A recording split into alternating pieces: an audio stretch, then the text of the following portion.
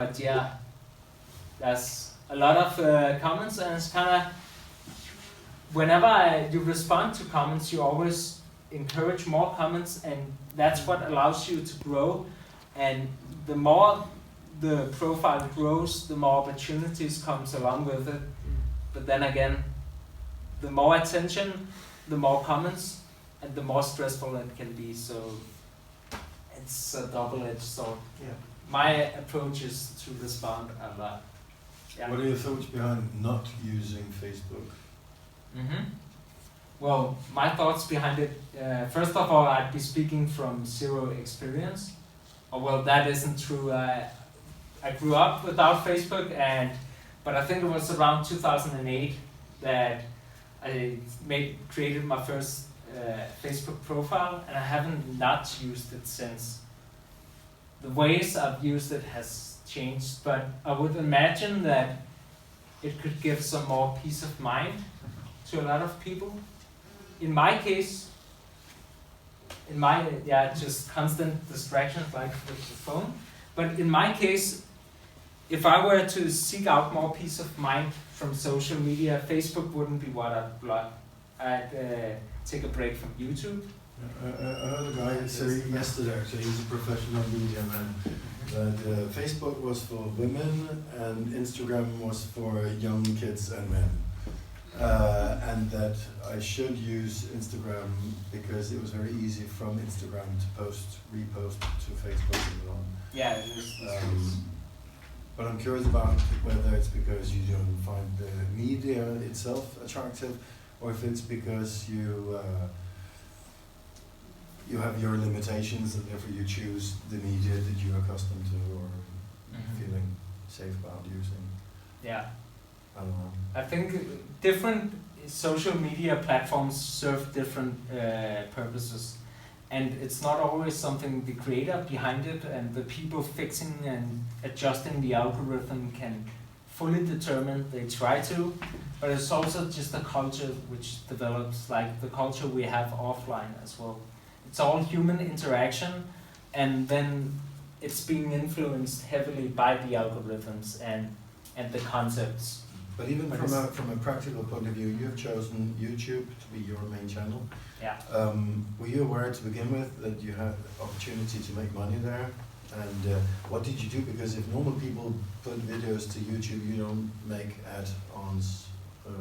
You don't make money from that. So you have to register somewhere before you become a professional YouTuber, right? And how does that take place? Yeah. So those are two questions, I believe. Yeah. So first of all, let's start with my choice of platforms when I came up with this project, the Zen-Dragon. So I chose Facebook. I chose YouTube as a platform, both because I was able to create and share content which wasn't limited to, at the time, a video on Instagram would be like 1 minute. And also because I knew there were financial opportunities if that's the direction I was able to and wanted to go in eventually. So for a while, if I didn't have that part in mind about the opportunities to make money from it, I would probably have done Facebook videos, because everyone I knew already was on Facebook, and Facebook heavily promotes video, and there's so far fewer people creating videos on Facebook compared to on YouTube, where I'm really bad at numbers, but if you look up the numbers, it's something insane just what gets created just from this moment to this. It's just constantly, and it's just the experience of trying to reach an audience on YouTube, especially if you haven't done the research as I hadn't, where it's just an uphill climb, it just keeps going and it takes a while. So Facebook would be much easier for reaching the audience. However, Facebook doesn't have a payment platform. Not at unless you're merchandising other things. Yeah, you can always find, if you have attention, you can always find a way to monetize it, I believe. But also, but making money on YouTube, even with like millions of views, I'm making less than around 1,000, sometimes more, sometimes less each month. So and of course I could do other things if I had more time and didn't work full time next to it. I could try and think of ways to use that attention to make money in other ways than AdSense. But still, YouTube, it's really cool that you get to actually make a living for some people on YouTube, but it shouldn't be the primary concern because it's so difficult to make a living, even people who have huge audiences but haven't diversified their business model, so they're only earning from AdSense. They've experienced things where YouTube just changes things up. Like gaming videos are big on YouTube, and they're big because people will actually watch a full video to find out how to complete a video game, or commentary videos where people just listen. And that kind of content used to go nowhere until the algorithm switched from promoting how large a percentage of a video the people saw compared to promoting how many minutes they saw. So like imagine the 2-minute video I showed at the beginning of this talk. Even though it's a video I like because it has a message, it doesn't make a big splash because it only gets people watching 2 minutes. So it needs a lot of people to watch to be able to compete with just a video with less of an audience. Anyways, I hope that makes sense. Yeah. Do you have thoughts regarding the ownership of the media? Like Instagram is owned by Facebook and YouTube is owned by Google. Does that play a role in how you market things, or do you believe that your view is on one place because of certain factors that are unknown to me? Yeah. So it plays a role in the sense, for instance, that Facebook purchased Instagram a while back, and prior to that, whenever I'd share something from Instagram on Facebook, it would hardly get any views. Just like when I share something from YouTube on Facebook, because it's competition. And I can see the clear difference now. Now that Facebook has bought Instagram, I can actually just, when I upload a video to Instagram, I can just check a mark and it will post on Facebook as well. And the algorithm... It's not restricted to 1 minute anymore? On Instagram, actually I don't remember. It's still restricted, but it's been progressively gotten longer and longer, the videos. But on the regular format, I think it's still restricted to a minute. However, there's Instagram TV. Perhaps we should just find instagram.com/Zen-Dragon martial arts. I think we have a link right there. The Instagram link there. Yeah. So if we click on, I believe you click here, but just to be sure, let's scroll up here. Because I want to show you Instagram TV, which is something Instagram has recently launched. And that's like a competition platform for YouTube. And that allows much longer content. I don't think there's any restrictions actually. You can post for hours, I believe. So let's click here. So Instagram always looks a bit wonky on a computer because it's designed to be used on a phone. So if we scroll up a bit, this is also an interesting video, but we can check that out later. Let's scroll down a bit around here. I think somewhere it says Instagram TV, does it not? Okay, I suppose you can find it here, but on your phone you can find Instagram TV.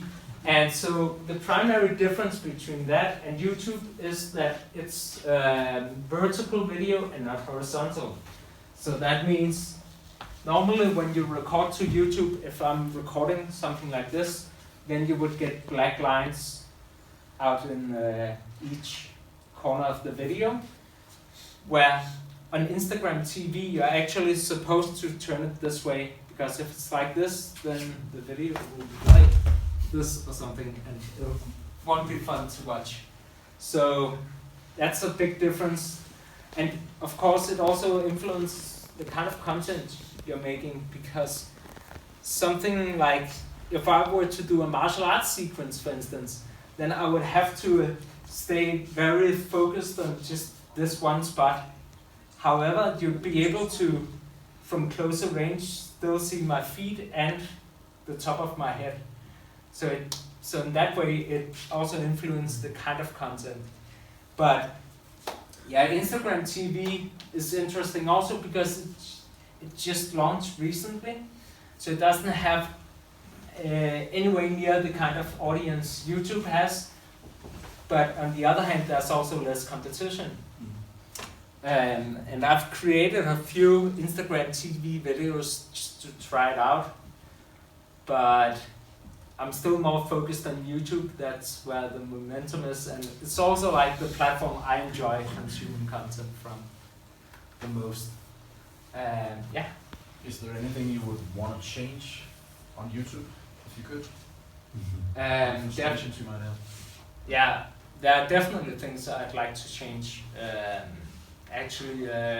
Because I feel the algorithm is very constraining. So if you're somebody who shares content on YouTube, chances are you might be a creative person or you have some kind of point of view you want to share. But depending on algorithmic difference, changes and all kinds of things, you have to either conform or just accept not having an audience. And I think any kind of artist or anyone creating something would like some kind of feedback, and oftentimes, unless it's like therapeutic, then that's the whole point, reaching someone and trying to provide value. So the algorithm, for instance, I recently found out that I had to stop writing Kung Fu the proper way it's spelled. So I recently put out this video, which is sparring with Nicholas, who's in the audience actually. And it's Kung Fu versus Muay Thai, but I found out that when you write Kung and then like a space in between and then FU, that gets interpreted and picked up on by the algorithm as fuck you. So luckily I'm not on YouTube now, so I won't get demonetized, so I can repeat that, fuck you. And so actually I had to put those two together in one word, even though it looks, to my geeky martial arts eyes, it looks all wrong to spell it like that, but it decreases the chance of the video getting demonetized. Now this isn't important, just like the title, but people also have to restrict their content. So if they have a controversial point of view, there's a chance it will get demonetized. There's even a chance that it will get completely blocked from the platform. And it might not be controversial. Let's bring up an important subject like suicide, for instance. If I want to say something about suicide and I'm trying to get people to not commit suicide, which is not very controversial, wanting that, it would be much more controversial, the opposite. But the algorithm does not yet have common sense, so it would just pick up on the word suicide, and just to be sure, it might block it. And I can't even say for sure, because sometimes you get away with stuff and sometimes you don't. And that's also, yeah, so you can also see how it influences creators. Because, for instance, a guy like Logan Paul, speaking of suicide, I don't know how many here have heard of Logan Paul? Just curious, because we have people from all ages. Okay, so my brother has at least. Okay, this guy is a huge name on social media and YouTube specifically. He blew up on Vine, which was a platform, it's now dead, where you can only share brief videos. But he's been criticized a lot for being a terrible role model for his primary audience, which is young kids. And I work as a school teacher, so whenever I see a kid just acting extra crash and tasteless, I'm just always just I want to ask, are you subscribed to Logan Paul by any chance? Because that's the kind of role model he is, and he has a huge influence. And he became perhaps most famous for vlogging a suicide actually in the forest in Japan, where unfortunately there's a lot. Is it him? Yeah, then that's I know the guy. who's- Okay, yes, then you yes. know. Then Yeah. everybody knows, yeah. Exactly. Right. The guy, that's the guy, the suicide guy, and he was way famous before that, but now he reached a new audience by reaching that kind of flow. And sometimes it's the kind of things which people do on social media to get attention, because there's so many opportunities that comes your way with attention, and I would say there's also a huge responsibility which comes with it.